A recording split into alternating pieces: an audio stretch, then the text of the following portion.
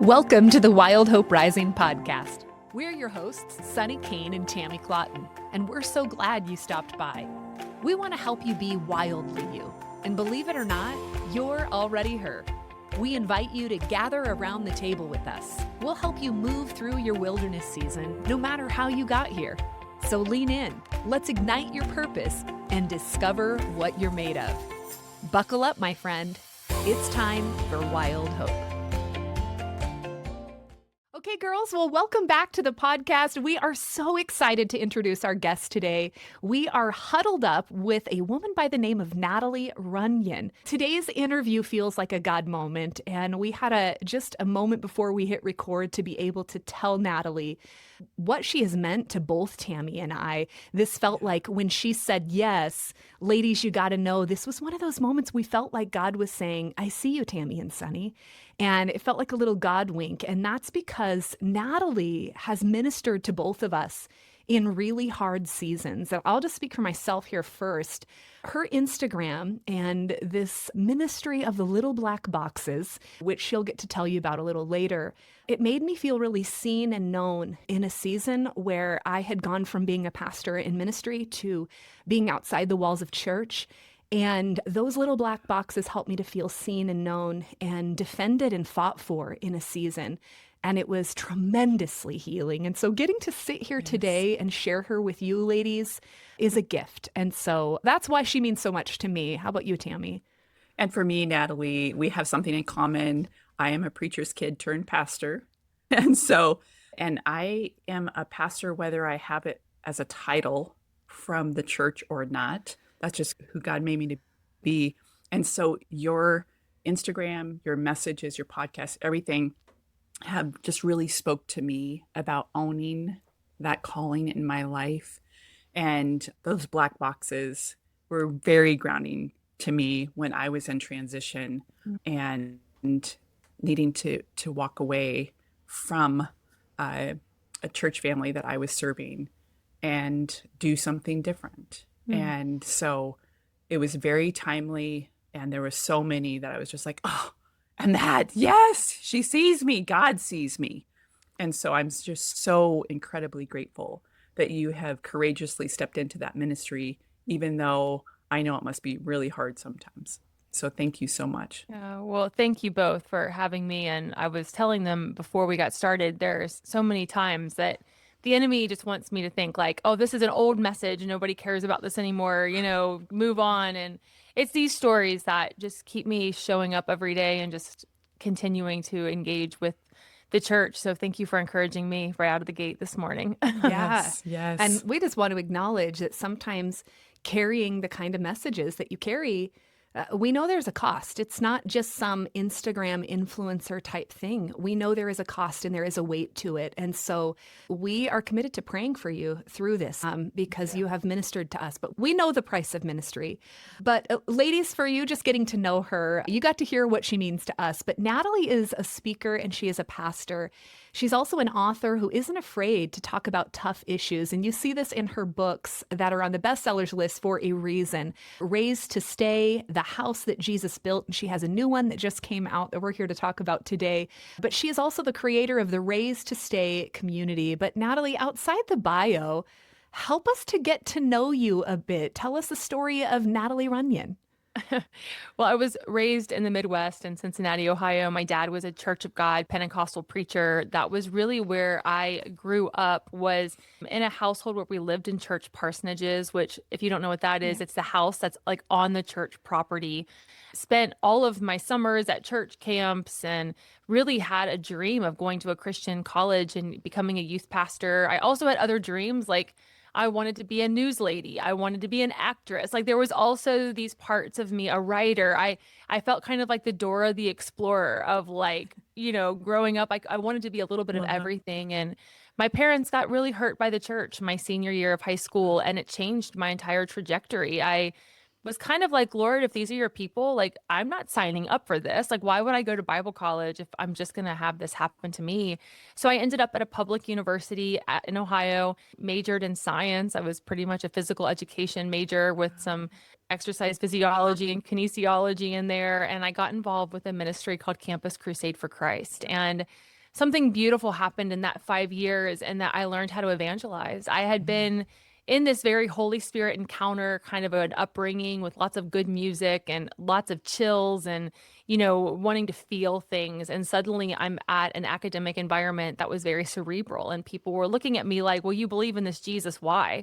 And I learned how to not only fight for my faith, but to engage with non-believers and atheists and people that weren't like me, and really learn why I believed in who Jesus was. And that became addicting. I tell people all the time, if you're bored in your Christian walk, it's because you're not doing it right. Like, evangelism will put a fire in you. And the minute that I started seeing people say yes to Jesus, I knew I'm not called to just be a pastor's kid. Like, I want this. I graduated, ended up being a worship leader by weekend, gym teacher by week. And for 10 years, I was bivocational and spent my time in small churches of all denominations, learning how to really be in the grind with church staff, making gas money some weeks. I had my girls. I've been married to my husband now for almost 19 years. We have two daughters who are 17 and 13, and just really now raising my own pastor's kids, raising us up as a family, and really hoping for our girls that they encounter this God who saves, not just a God who wants us to do things for them. And so in 2019, I was in a pretty hard ministry season, and the Lord trusted me to start writing on social media about being raised to stay, that even when we watch our friends walk away, even when we want to walk away, that the goal is to remain with Jesus. And so I started writing these black boxes with white writing, not expecting anything to come from it. And as a result, 6 years later, we have this robust community of over 200,000 stayers who are saying, yeah, we wrestle with God's people, but we're going to stay with Jesus. And that's really been the heart of the ministry. Oh, Yes. so good. I'm glad you went into the little black boxes so people weren't like, what is she talking about? Right. And and who would have thought? There you were writing that very first. Can you remember your first little black box? I do. And, I'm not like super artistic in the sense that like I don't think social media for me was a place to be a content creator. I was more so just showing pictures of my kids, and I had like 250 followers. I wasn't trying to build anything. I was on a walk with the Lord one day, and I was basically telling him, look, I've been in this for 40 years, 20 years a pastor's kid, 20 years a full-time staff. If it's okay with you, I'd just like to quit. I'd like to be a Starbucks barista. That's basically what I told him. And I said, I think 40 years is a good holy number to tap out. And what was wild about that conversation with him is I'm sobbing on the sidewalk in Colorado Springs, and I just felt in my spirit this phrase, raised to stay. I can't explain it any other way. I don't know how to say it to non-church people, because like when I say I heard a phrase, like that sounds really like mystical and magical, but I knew I didn't make it up. Yeah. Like I didn't have a marketing team with me. I also know that I had never thought of that phrase before. I just in my head, I just saw this raise to stay, and I took off running home. There was no reason for me to get excited about that. I just started sobbing and went running home. And I sat down with my phone in my hand, and I got on Canva, the app, and the first template that popped up was the black box with white writing. And I just wrote, the church did not hurt you. A few broken people did. Don't give up. You were raised to stay. And I posted it. I just posted it, and I walked away. I wasn't expecting anything. And I woke up the next morning to all of these DMs and text messages from other pastors' kids I'd grown up with from my denomination, people I had not heard from in years, who had walked away from the church, who were wrestling with being pastors' kids. And they were like, Natalie, how are you? What's going on? I don't know why you wrote this, but it was for me. Thank you. Keep writing about what God's showing you. And I just remember being so shocked by that. And that was my first black box with white writing. And people would say like, well, why did you choose black boxes with white writing? I don't think I chose it. I just went for what was easy. Right. But one of the guys in the stayer community, he messaged me about a year into it when things started to really get popular with this all. And he said, Natalie, I was thinking about where we hear the phrase black box anywhere. And he said, the only other place we hear that is in airplanes, where when an airplane crashes, you get the information from the black box to help prevent other crashes in the future. And he said, I really believe your black boxes are serving as black boxes to the church to say, we are not going to repeat the same things that our parents and our grandparents and other generations before us repeated, and we're going to start taking care of each other. Wow. Yeah, So good. that's a mic drop right there. I Right. mean, yeah, what a picture for us. You know, here on Wild Hope Rising, we love to talk about wilderness seasons. And for us, we define those as seasons where you might feel held back or fenced in or limited in some way. They might be triggered by grief or life transitions, difficulties, internal, external resistance, but they leave us feeling stuck and disillusioned, sometimes disconnected from ourselves and others. So we're curious, have you ever been in a wilderness of sorts? What comes to mind and what was that like for you?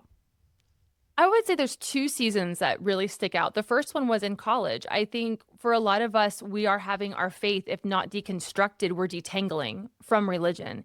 If we're not walking away from Jesus, which I think a lot of us get big questions that we're asking in very cerebral environments where our faith is being tested. And the Lord allows that. I mean, you see people being tested throughout all of scripture in wildernesses where, they are being fed by ravens. And it's like, okay, like, I don't really want to be fed by ravens, but it's sustaining me to the next day. And I think in college, I really went through that where I had to detangle from some religion that had been placed on me while still trusting that the Lord was going to show up and bring manna to me. And then I think the next one was that season where I was given this beautiful gift of raised to stay, where I found myself in this desert place. And what I love about this idea of staying is really out of John 15 that talks about that if we will remain with him, or if we'll stay with him, with God, or that he will remain with us, and that we will not be taken off that vine. And as a result of staying or remaining with him, good fruit is produced. And what was really surprising to me is that even in this wilderness season where I was being spiritually abused, where I was feeling forgotten,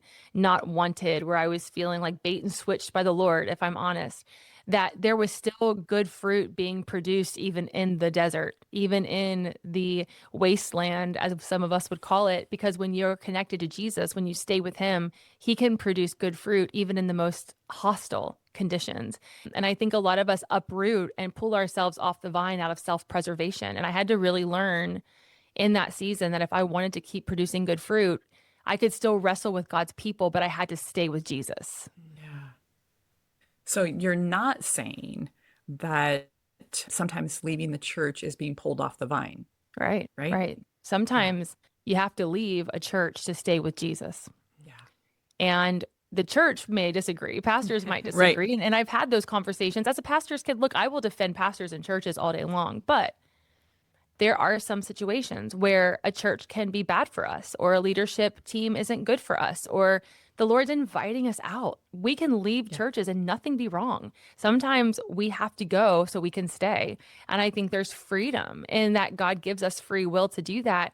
But he also invites us into family wherever we are. So we're not in gangs. Like, we can leave a place and we shouldn't be held hostage or made to feel guilty. But I also think there's a difference between leaving and going.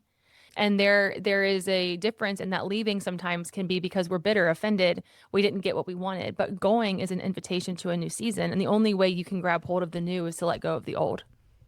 Ugh, that's so good. That'll preach. Yeah, that will. And I would say that when I left, I felt like I was leaving. I mean, I felt like I was going, but I might have been leaving.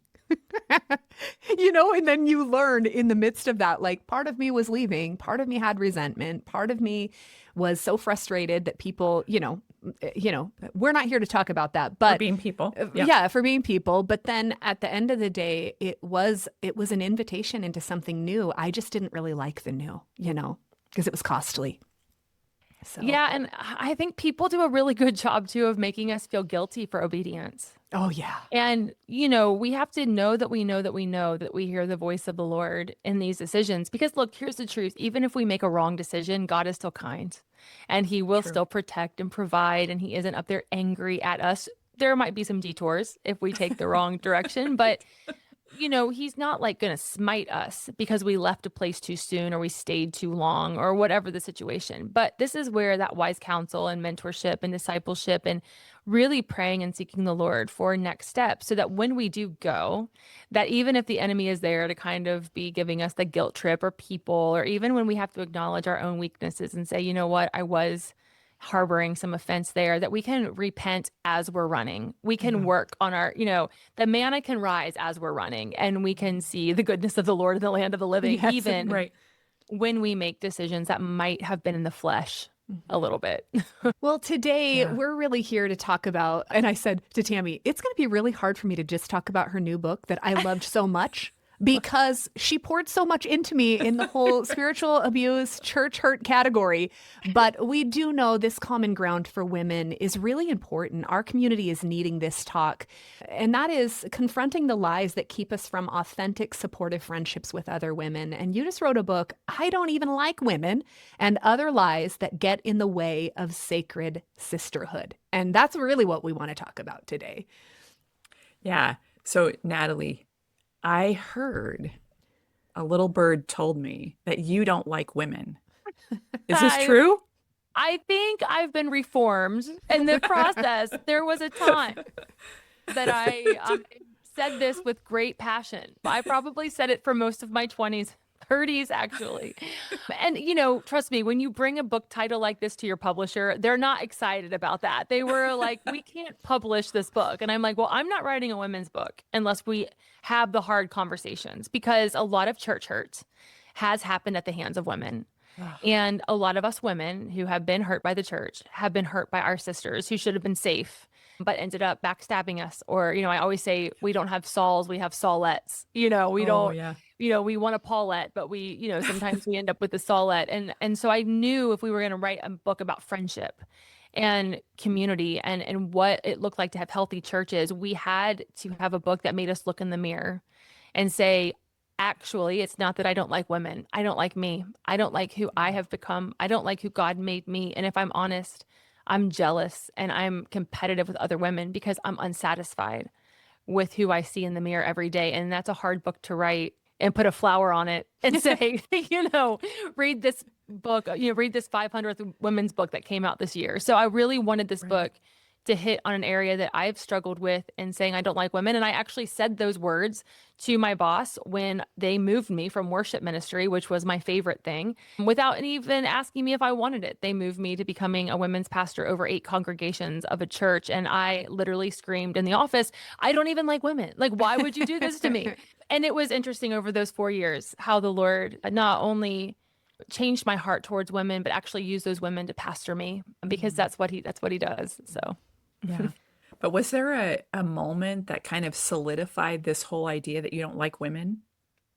I think growing up, I think it starts for all of us. I can't really say for me there was like one defining moment, but I just feel that for a lot of us, it started on the playground. It started in dance class. It started in sports. It started in church. I mean, anytime that we felt rejected by another woman because we didn't look like them, sound like them, have the same financials, or whatever. It goes back to who gets invited to spring break, who gets invited to birthday parties, who's in the gossip chain of information, who can afford the right outfits and who can have the best hair. I think it goes back so far that there's probably not a moment that any of us could say, this is when I decided I didn't like women. It was kind of this culmination of women not being safe or being gossips or being catty, and then us becoming self-preservationists because we didn't know how to protect ourselves from it happening. And so as we get older, we have kids, we start jobs, it's easier to just isolate than to try and get hurt again. And I think for the church, we have even more pressure on us because the church should be the safest place on the planet for anyone. And yet we're still seeing women saying, I'm being hurt by pastors' wives, by women's leaders, by Bible study group members. And that has to stop. That really cannot be what our legacy is as women in the church. Right. Yeah, I agree. When I heard the title, I Don't Like Women, and I saw your book cover, which, by the way, it is so beautiful. Your book cover, like whoever did that, well done. It has bright colors. Ladies, you got to pick it up on Amazon today. But when I heard that I don't like women, at first I was like, yeah, amen. And then I was like, I feel like it's a little complicated for me when I think of women. And I go back to something you said at the beginning. I don't know so much that it's that I don't like women. It's more so that I sometimes don't like the fact that I am a woman because I haven't felt like I fit in with women. I feel like I think like a man. I feel like and so I felt like I didn't measure up. But you talked so much about this being a battle, not just with the other woman. We're pointing the finger there, but it's really something within us. And that really resonates with me. I mean, I don't know if that's the message that sticks with you, Tammy, but I'm like, yeah, it's a problem with me. Well, and I found, Natalie, that I can have close friendships. Like I have a few really close friendships, but I've had a harder time with women in ministry in the church context that has made me shy away from that. I've always gravitated towards ministries that have a combination of men and women because just women's ministry, and now here we are with a women focused, podcast. And, but yeah, it's just the women in church oftentimes. And I love that you said, this can't be our legacy. Right. Yeah. We got to do something about this. I think too, we have to look at the way seasons change for women. And not that it doesn't change for men, because obviously men have their own ebbs and flows with their seasons. But for us as women, we are told by society what friendship should look like at every stage of life. Like movies basically tell us this is what it should look like when you're a teenager, and this is what it should look like when you're in college. And we have movies literally called Gossip Girl and Mean Girls. Like we have entire cultural phenomenons that have told us this is what it looks like to thrive and to survive if you are going to be a woman in this world that we live in. And so those scripts are already pre-written over our children, over us. Now we add social media, which I didn't have that. I didn't have that layer of extra growing up in the 90s. We didn't have the social media, but now we have entire windows or portals into other people's homes and marriages and businesses for us to not just compare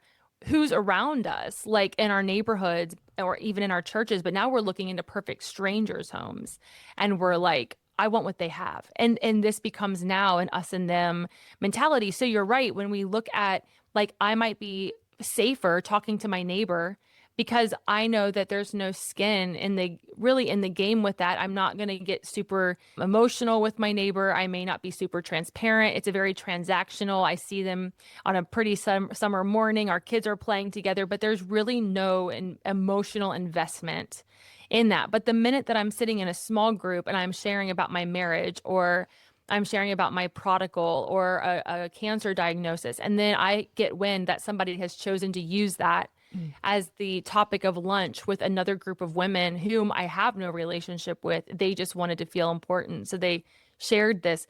Now that's a betrayal. And now I am realizing that, oh, this is going to cost me something. And I'm less likely to be vulnerable, to open up. And that's why, I agree with you. I feel like it's almost easier to have these surface level, I don't mean surface level, but just kind of like safer friendships that aren't ministry related, that aren't in the confines of what I would consider sacred, because I'm being a little bit more cautious, or what might be that. But in the church, I don't feel like we should have to be that guarded. I feel like when I say a sacred sister, what I'm saying is a sanctuary of sisterhood. I'm saying the safest place to be able to share what God is doing in my life without fear of it becoming the next topic of conversation. Yeah. Clearly the three of us sat here and talked about our own relationship with women, and there's so much to it. It's the gossip that you have mentioned here. It's the mean girls. It's the competition. It's the drama. It's the jealousy. It's the emotions, insecurity, all the stuff you talk about in your book that leaves us saying, I don't like women. What do you feel is the honest cry of our heart when we say that? I'm desperate for friendship, but I feel constantly rejected and I'm scared to try again. Yeah. Is what I'm hearing.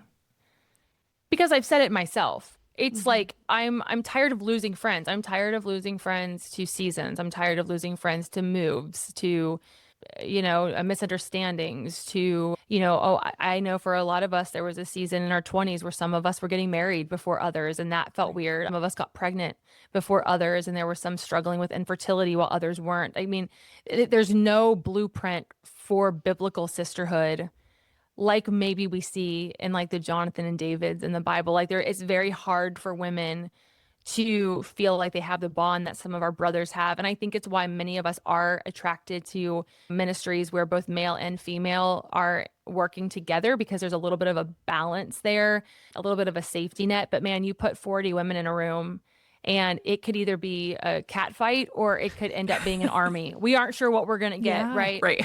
And so, yeah, I do really believe that the enemy is terrified of what would happen if women actually understood the power we have when we operate in unity.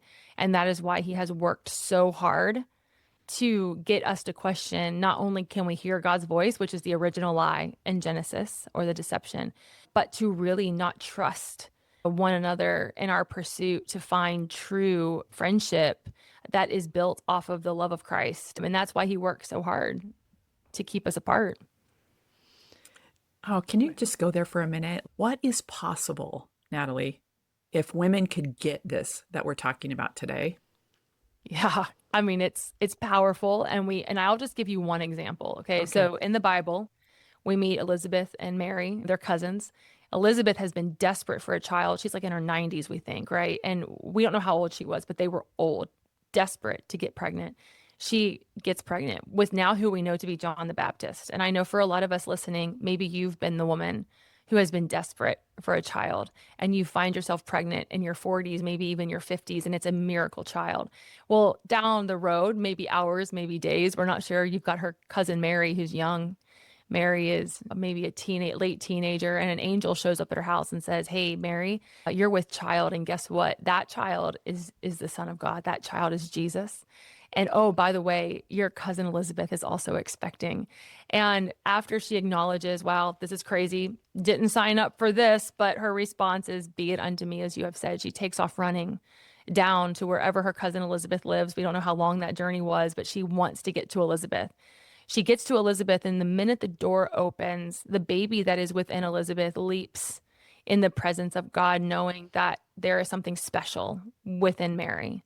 And Elizabeth has two options in this moment. Elizabeth can either look at Mary and say, "Way to steal my thunder, Mary.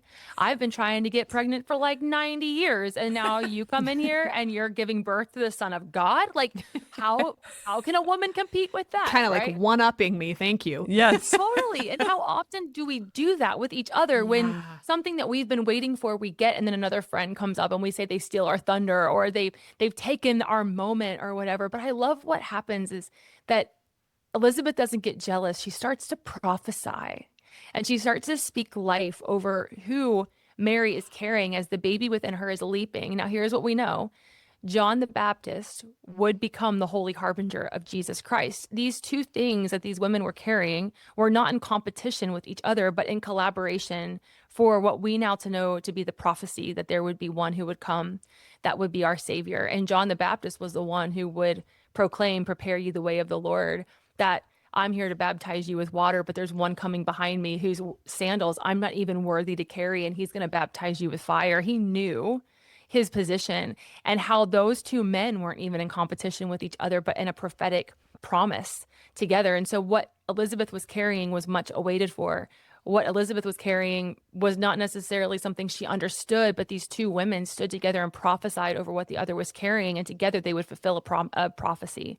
And I think for women, we have to understand that what we're carrying is from the Lord, the ministries, the businesses, the children, the families, the legacies, the generational curses that are going to be broken and turned into blessings. And the enemy hates the fact that we will be part of fulfilling a prophetic promise for the kingdom if we understood that we were operating in collaboration and not competition with each other.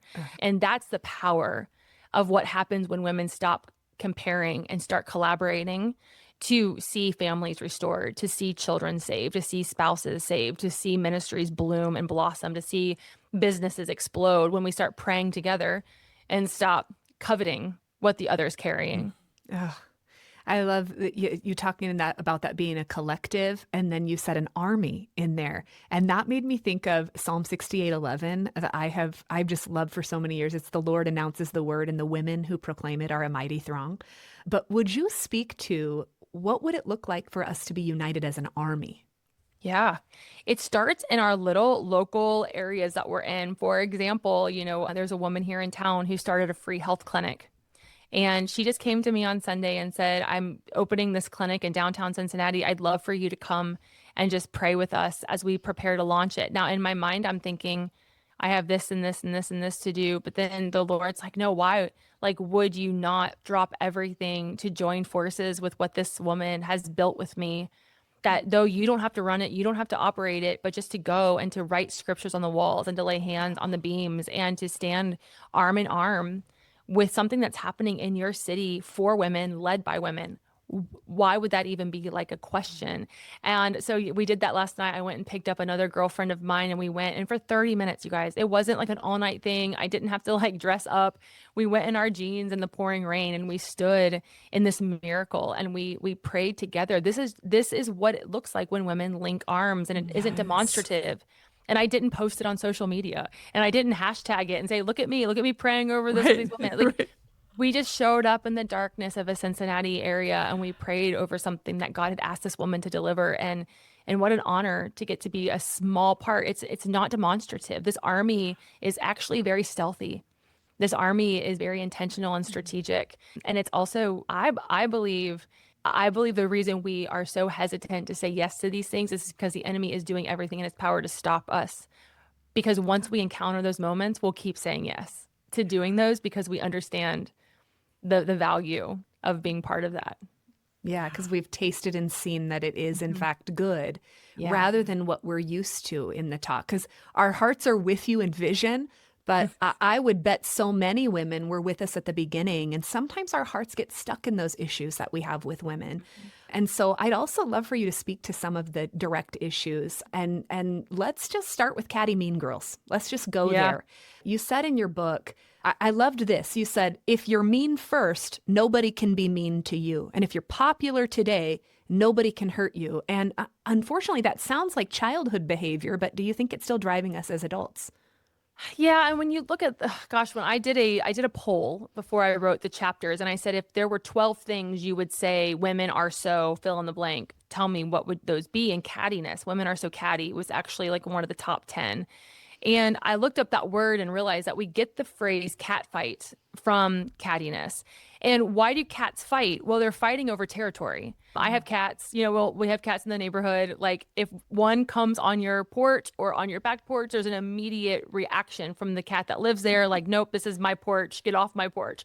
And women, a lot of times we are catty because we're protective of what we think is ours. This is my thing, my sport, my boyfriend, my friends, my whatever. And we become self-preservationists. And I've used that word several times, but I want to remind us all that self-preservation is not a fruit of the Spirit, that God did not call us to self-preserve or to be generous. We are to be kind. And so I think for a lot of women who lack in believing that they have a father who owns the cattle on 1,000 hills, that their father is the king of the universe, that they are not orphans or slaves, that they are sons and daughters of the Almighty King, that we are not the tail, we're the head, that we've never seen the righteous forsaken or his seed out begging for bread. We forget all of these promises and we begin to act like orphans. And we act like when we get to the table that we have to hoard everything that we have and that we can't be generous because we've been taught that God has favorite daughters or that we're not one of the chosen ones. And so we become catty out of self-preservation of saying, no, this is mine. You can't have this. When I think a lot of us as women are bored because we aren't generous, and we're mean because we're not generous, and we're gossips because we don't believe that God is who he says that he is and that he will provide every need according to his riches and glory. And so that's where I think that cattiness comes out, is actually out of a spirit of lack and not out of generosity, which we are called to give generously and to give joyfully and to give hilariously, right? Yeah.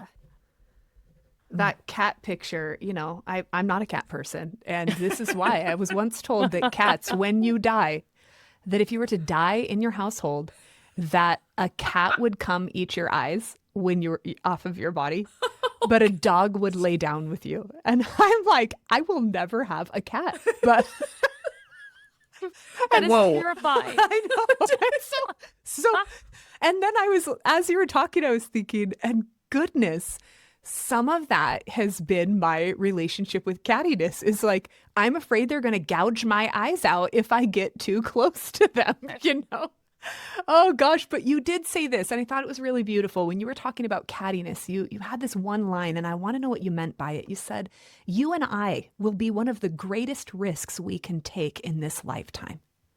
You think about Jesus kind of warning us that greater love has no man than he would lay his life down for a friend. And we think that's like, oh, Jesus, that's what he did. He laid his life down for us. But like the risk of friendship, the risk of sacred sisterhood is that I will die to my flesh to serve you, to to love you, that I will risk Getting my hurt. eyes eaten. Yes, I will risk being vulnerable. I will risk opening my home. I will risk sharing something very tender about my marriage or my children and trust that it won't go beyond this. And this is the great wrestle of, if it does, then all you're doing is confirming what I already knew, that women can't be trusted, women are this. And so there is a great cost.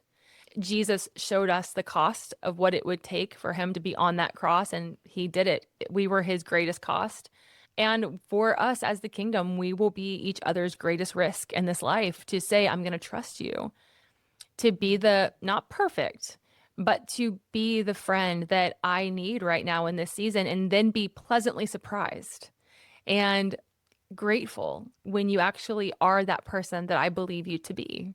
And even in our failures of each other, even when we do hurt each other, that there is still a hope and desire for reconciliation and a plan to seek forgiveness, to be forgiven, to offer forgiveness, to give as freely as we've received, so that we're not just one and done. Like, because you hurt me doesn't mean I'm cutting you off forever. We are really good at canceling people, and we need to stop doing that. We need to stop canceling each other. Can you imagine if Jesus was like, one sin and you're done, right? Like, like, we really need to get better at saying, wow, we are human. Now, that doesn't mean we always trust people, but offering forgiveness where that is allows us to be free to invite other people into our lives as new friends come our way, even after true wounds. And that's what I think a lot of women do. I think they get hurt by one woman, and then they're like, all women are bad. Yeah. But we do with that with the church too. We get hurt by a church, and then we decide that all churches are bad. And that's Satan's plan, to isolate us. Yeah, for sure. Oh, this is all so good. I know. I'm like, what else can we talk about with you? I know. What about jealousy? I mean, jealousy seems to be, it feels strongly attached to that cattiness. And I know you said that cattiness, it was, what did you say? So it's rooted in a spirit of lack. Is jealousy rooted in something similar? And, talk to us about jealousy. I mean, jealousy is such a weird one, because it's like, we know God to be a jealous God, right? Like, he wants us and he only wants us. And so we know that there are aspects that are biblically aligned where jealousy is seen as something that is noble, or, something that we could have and it not be wrong. But I think in this context with jealousy, I think so much of it is rooted out of lack, but also of just really bad insecurity. And for a lot of girls who grew up maybe with moms who were insecure, or moms who were always talking about other women or comparing, like, and I don't know, growing up in the 90s was a wild time. I will say that, like, jealousy was harder to come by because we didn't have social media, but it was like in your home. It was in going to other people's homes and seeing what they had. It was actually more concentrated because it was people you actually did life with. So I wasn't jealous of a stranger. Now I'm jealous of the person I worship next to every Sunday, because they get to go on fancy vacations and we can't afford to do that, or, whatever. So now you've added layers upon layers of that comparison for us to be jealous.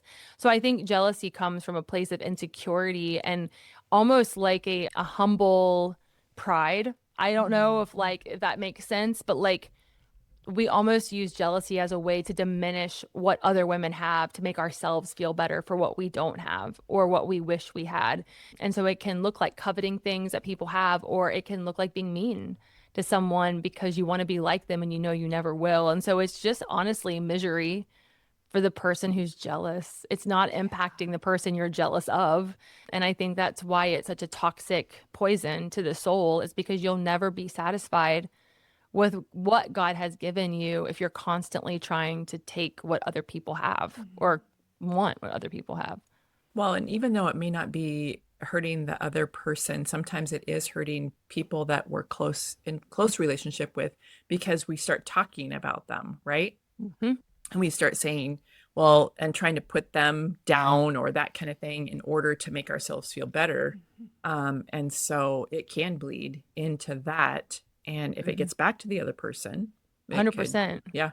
And women, like, we tend to be verbal processors. I don't want to clump us all into the same category, but we do tend to use our words to try to either get people to understand what we're saying, or worse, to bring them onto our side about something. And so our spouses suffer, our kids suffer. I know just going through my church hurt situations, my poor husband probably needed a therapist after just, 6 years of me talking about, how hard it was because I was using him as a sounding board. And I think this is why women get told we're too emotional, that we talk too much, that we don't have emotional regulation, or whatever that might be, that we really do need to understand that there's a reason why we get these reputations. And it's because we do oftentimes lack self-control, in our emotions. Yeah. It's funny when it comes to jealousy, I think I fooled myself for a really long time and I didn't call it jealousy. I would think that I was having discernment about another woman, but when I started finding the common denominator was there were certain women I was constantly having discernment on, that I was like, what is really happening in my heart? And I can remember sitting and having lunch with you, Tammy, and having to confess there was this person that we knew that I was watching on social media live this, life that she was stepping into the gifts that I felt like, God, I felt ripped off, honestly. Yeah. But so there's my insecurity. Then I think but for a long time I observed her and went, you know what? She shouldn't have that, because here's the discernment that I'm calling discernment. When at the heart of it, I was jealous. And I remember confessing that to Tammy and feeling like I was a high schooler when I told her that. And in safety, because when I confessed it and named it out loud, I think what happened afterwards was I recognized, number one, I've got similar desires. And so how can this person now be an inspiration to me and a source of look what God can do? And so anyways, jealousy and I have a complicated relationship. Well, and to go with the discernment piece, like the discernment for women, like we are naturally very discerning. And I remember hearing somebody say that we have to remember that it's really important for us to know the difference between discernment and suspicion. Mm-hmm. And that suspicion is just discernment masked by fear.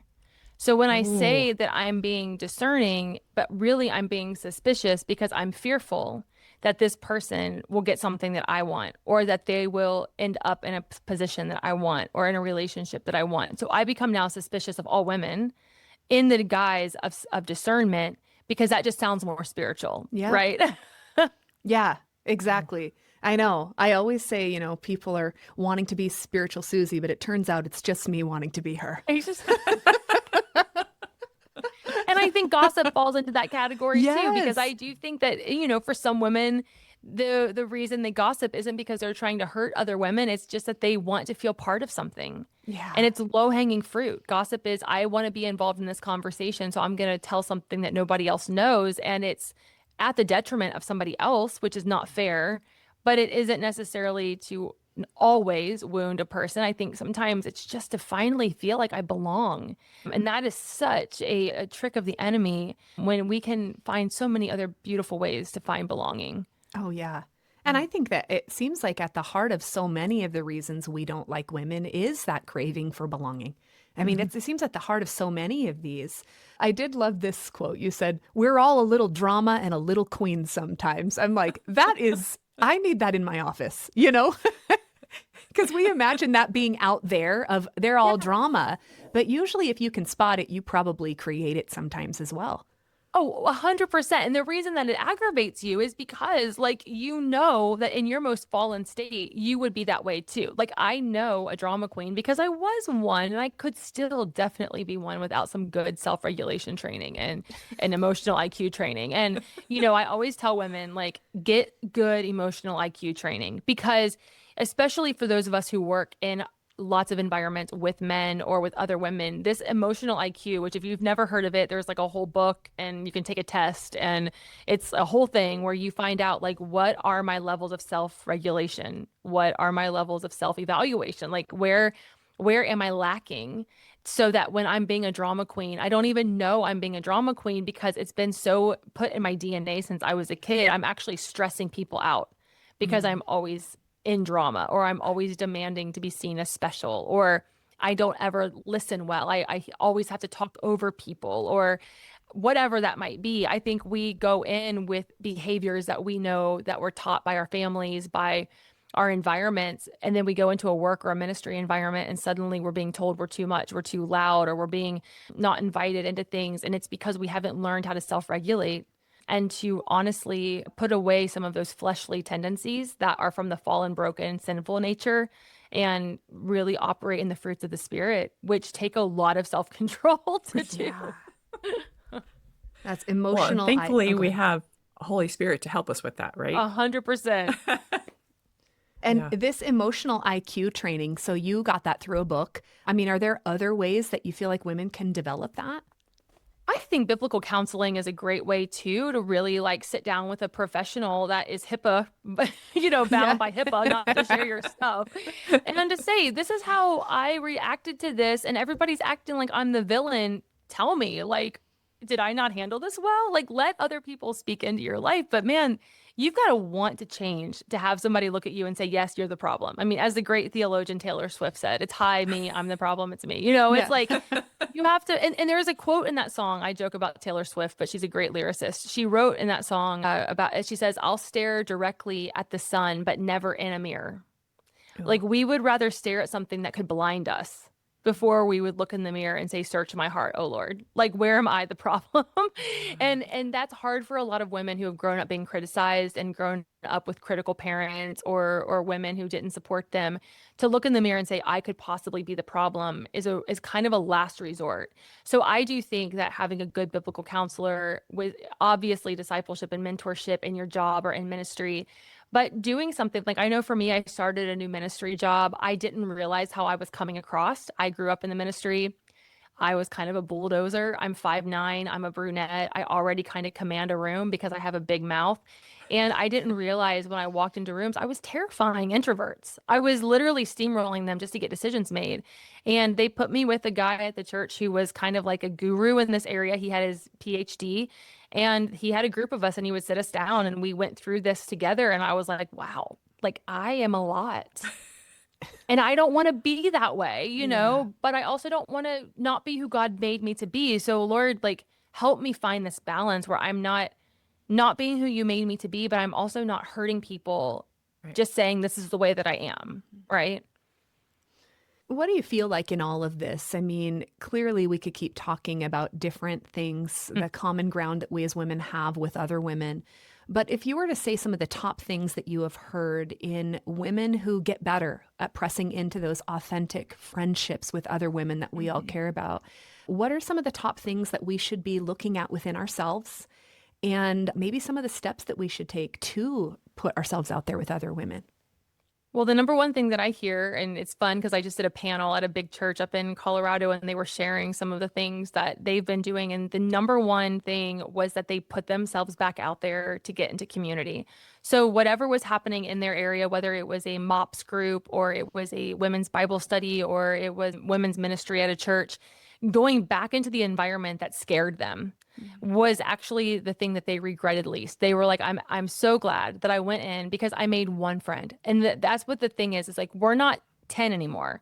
We don't need a harem of friends. Like we just need one or two women that are our ride or dies, where they're the people we're calling. Those are the people that we're going to, send funny memes to. Those are the people we might go on a weekend trip with, but not necessary, right? We're all in different seasons. So they said getting back in and trying again is something that they're so grateful that they did. The second thing was that they did the hard work of counseling, that if there were mom wounds, if there were things that had happened to them as children, maybe a coach or somebody that had written scripts over them, going in and really doing the hard work of biblical counseling and finding out, why do I struggle with this part of friendship? Why do I not trust? And that can take years, but in that process, really challenging yourself to get back into community. Because again, this game of isolation is what the enemy is trying to do, to create this environment where women think that they're the only ones. And when I do altar calls and prayer responses at churches, and I say, if you're lonely, we want to just wrap you into this family. I'm not joking. 85% of the women are at the front weeping out of just sheer loneliness. And so you're not alone. That's a lie from the pit of hell. You are amongst a lot of great women who are saying, I'm so lonely, but I'm scared. Mm-hmm. And I think the next thing is too, just to keep that relationship with the Lord. If you're listening and you don't know the Lord, Like he wants to be the friend that's closer than a brother to you or as a sister to you. Like he wants to be that first friend for you. And so to really understand, like you're never alone, that even if it's a lonely season, that you have a God who made you, created you, and he's never taken his eyes off of you. And so to spend time with him, to read your Bible, to put on some worship music and talk to him, and really believe with your own heart that God has friendship for you. His whole desire is that his kids would be in family. Yeah. And that's why he went to the cross.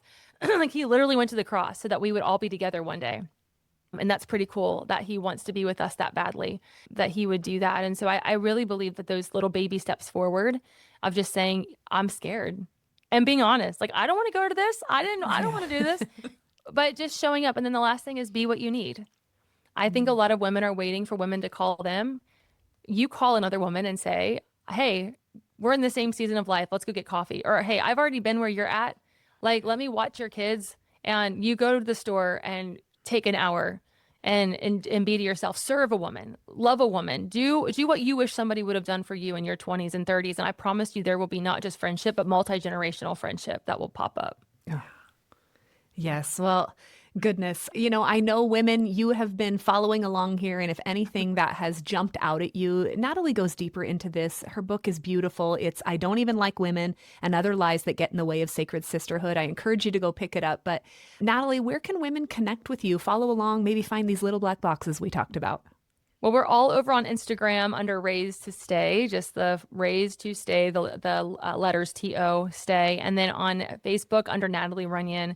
All the books are on Amazon. You can get them wherever books are sold. And then on YouTube, you can find clips of teachings and encouragement. Awesome.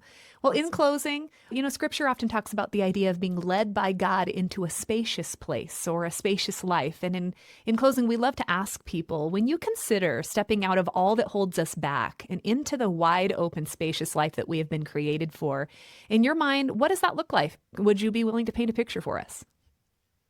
I honestly see it as just like this beautiful field that doesn't ever end, and that there is nothing but opportunity and people and places to explore that God has not even opened up to us yet, and that we can stay comfortable where we are and be fine. We would live a fine life, but to branch out and to just fully run in who we've been created to be. I think of that scripture to throw off all of the things that so easily entangle us, the sin, the shame, all of that, to throw off all of these things that Satan has been attaching to us and just run like a little girl through a field, like roll down the hill and like get itchy and, and feel, touch grass, like be in it. That's what I think a lot of us are just so proper, and we've been trying so hard just to behave that we have forgotten that freedom is wild and is spacious and lonely sometimes, but there's always people that you'll find along the way who are taking that similar journey.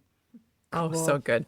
Well, thank you so much for being with us, for pouring into our Wild Hope Rising chicas, our wilderness women. We pray blessings upon you and your ministry. We pray other women would find those little black boxes and that God would help sustain you on the hard days of ministry and what you're pouring out. It has been a gift to share this conversation with you. And to our ladies, we just pray that you would take one brave step this week and that you would press in to the wild hope that God has available in maybe just considering how to be a friend again and how to get back into community. With that, we'll see you again next week. My prayer is freedom will become your story and redemption your song. Now it's time to take hope-filled action. And if today's episode spoke to you, please don't keep it to yourself. Like, subscribe, and share, and help us grow this community. Thanks for listening to Wild Hope Rising. Until next time, keep stepping boldly into the spacious life you were created for.